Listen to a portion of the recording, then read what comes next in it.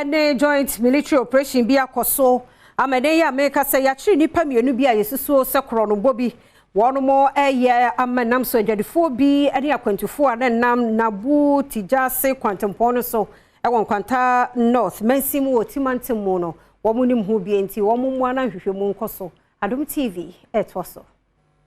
Aposifo ene asojafo abomu akwachi nipa mienu bi a womo susu se womo eya kronfo a womo akogina ehyen bi a efri Nabu-Tinjasi ekwan so no edwadefo a no mo wo sa ehyen mu ne omanfo ebinu sa akronfo yi egina ehyen no efu na pempem womo tututuo ewura ehyen nim enam so ama womo ewi a womanfo yi ejapade enema bi a womo ewi aye no eye sika tetefon ene nema hodo bi ekam edwadefo bi a na womo ewo ehyen mu yi sei ana womo ekire nsem nim ede kire Adom News in Central for.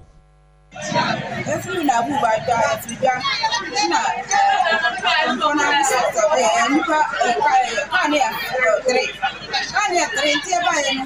no, I'm still playing in our saying, yes, you know, I'm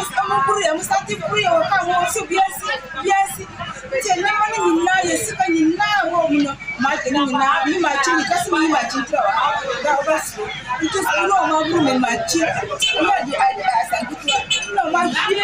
container say, you're putting in our fire, you're telling me now, my guinea, now, yes,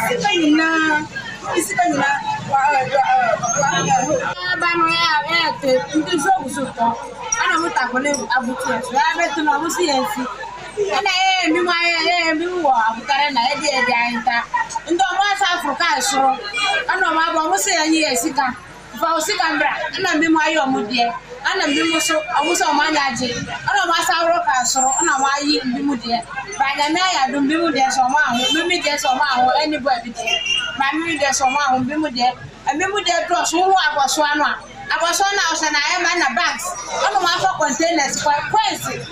do mo za tumi suya